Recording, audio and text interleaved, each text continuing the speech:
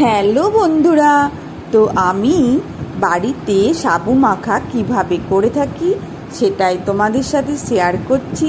তার জন্য বেশ খানিকটা সাবু আমি জলে 2 ঘন্টা মতো ভিজিয়ে রাখি।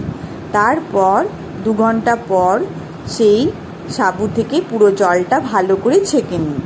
তারপর একটা বাটিতে সাবুটা পুরো নিয়ে নিই। পুরো সাবুটা আমি একটা বাটির মধ্যে নিয়ে সেই বাটির মধ্যে বেশ খানিকটা পুরো দুধ সাবুটার সাথে মিশিয়ে নিই। দুধটা খুব পুরো হলে সাবুটা খেতে ভালো লাগে, আর জল দুধ হলে সাবুটা টেস্ট লাগবে না। ওই জন্য দুধটাকে একটু পুরো করে নিতে হবে, আর না হলে একটু আমুল দুধ এর সাথে মিশিয়ে নিলেও ভালো লাগবে। এরপর আমি কিছু বাড়িতে যা ফল থাকে সেগুলো আমি দিয়ে দিই। তো এখন আমার কাছে রয়েছে আম, তো আমি আম দিয়ে দিলাম,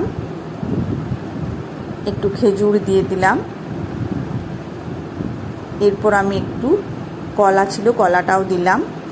আরও অন্যান্য ফল থাকলেও দিয়ে থাকি, যেমন আপেল, কাজু বাদাম, বেদানা, সব ফলই দেওয়া যায় সাবু মাখার মধ্যে মোটামুটি, যেগুলো আমরা খাই।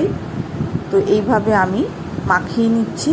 আপনারা চাইলে আপনারা হাতেও মাখাতে পারেন, তো আমি হাতে মাখি না, সাধারণত চামচে করে এইভাবে মাখিয়ে নিই। এইভাবে মাখিয়ে নিই। এরপর আমি বাড়িতে আমার যা মিষ্টি থাকে সেই মিষ্টি আমি ওপর থেকে দিয়ে দিই। তো আমার কাছে লাড্ডু ছিল, তো আমি লাড্ডুটা এভাবে ভেঙে ওপর থেকে দিয়ে দিচ্ছি। এইভাবে ওপর থেকে লাড্ডু দিয়ে দিলাম।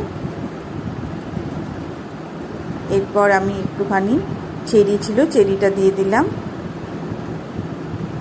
আর একটু কিশমিশ দিয়ে দিলাম।